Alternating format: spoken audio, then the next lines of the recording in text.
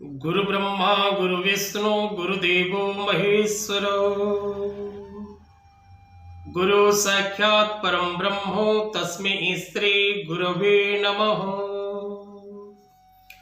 जय जगन्नाथ दर्शक बंधु, जय गुरुदेव जगतर नाथ जगन्नाथ समस्त को खुशी रखु, आनंद रखु, समस्त जीवन में हस खुशी भरी दिंतु। धर्मज्ञान टीवी यूट्यूब चैनल परिवार को आपण मान को स्वागत।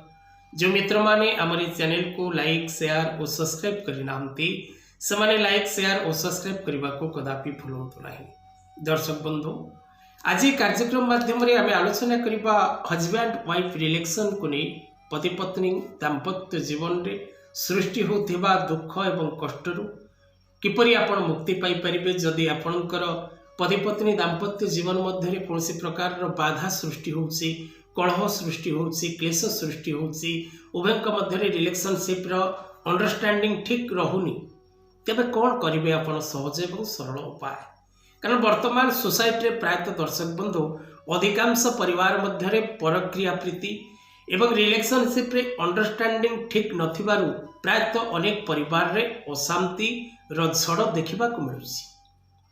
प्रत्येक दिन माँ भूणी मानकर फोन कॉल माध्यम जी जन ज्योतिष हिसाब से आम जापरु जे प्रत्येक व्यक्ति विशेष मान वैवाहिक दाम्पत्य जीवन पूर्ण सुखप्रद नुहे। अनेक यहाँ परिप्रकाश करिसेंती, अनेक यहाँ परिप्रकाश करि पारु नाहंती। तो दर्शक बंधु, जदि कौन व्यक्ति निजर वैवाहिक दाम्पत्य जीवन में दुख भोग करुचंती, कष्ट भोग करुचंती, पीड़ा भोग करुचंती, तेज दर्शक बंधु वर्तमान समाज हिसाब रे अन्य निकट में परिप्रकाश करने द्वारा किसी फल मिलबनी। कारण आमे जदि क्या से विषय कहवा किए हुए तो परिहास करें, किए से कथा को बाहर नहीं प्रकाश करें।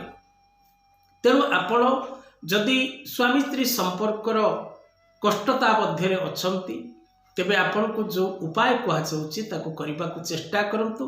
किंतु प्रथम निज जन्मकुंडली विश्लेषण करी ग्रह मान को पीड़ा जहाँ रही आपण कुंडली हिसाब रे, कारण आपण कुंडली रे वैवाहिक दाम्पत्य जीवन दुख रही बोली आपण से दुख भोग करुचंती। तेणु तापय उपाय करिवार आवश्यकता अछि। प्रथम निज जन्म कुंडली विश्लेषण करांतो, नचेत आपणकर जदि जन्म कुंडली नाही तेबे फेस रीडिंग अर्थात निज फोटो रीडिंग करी तार कौन रिजल्ट दरकार तापय कौन करबा को पड़िबो से हिसाब रे प्रतिकार करंतु। नचेत जदि आपण ना अनुसार निजर हाथ रेखा हस्तरेखा हिसाब रे निजर प्रारब्धर कोनोसी भूल पाई बा जन्म कुंडली कोनोसी ग्रह संजोग रो भूल पाई आपण वैवाहिक दाम्पत्य जीवन में दुख भोग करिथांती। तेणु से दुख रु रक्षा पाइबा पई कौन रही सहज एवं सरल उपाय। पान सह खाउथिबा पान सह उदुम्बर चेर मिश्रित करी आपण जहाकू एही रस किंबा भस्म सेवन कराई दियंती, से व्यक्ति आपणकर कृतदास भली चिरदिन आपणकर बसता स्वीकार करिथाए। किंतु ए उदुम्बर चेर ग्रहण करिबा पई उपयुक्त समय रहिछि। गुरुपुष्या जोग एवं रविपुष्या जोग रे आपण उदुम्बर चेर संग्रह करिवे। आकु आपण पूजा पद्धति द्वारा, कारण वृक्ष जतबले निमंत्रण कौनसी कार्य पई करा जाय तेबे वृक्ष पूजार विधान रहिछि।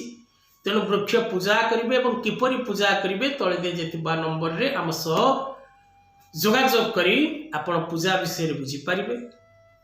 तेणु उदुम्बर चेर को निमंत्रण करी पान सह खाइबा को दे पारिबे, नचेत तार पाउडर प्रस्तुत करी आपण खाइबा सामग्री रे निज पति बा पत्नी को दे निजर वैवाहिक दाम्पत्य जीवन में सृष्टि होता दुख कष्ट जंत्रणा मुक्ति पाई परिबे।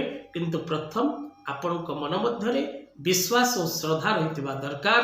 कारण विश्वास बिनु कर्म जेते फल न फले कदाचिते, यह शास्त्र रे वर्णित मु आपण निकट में उपस्थापन कली।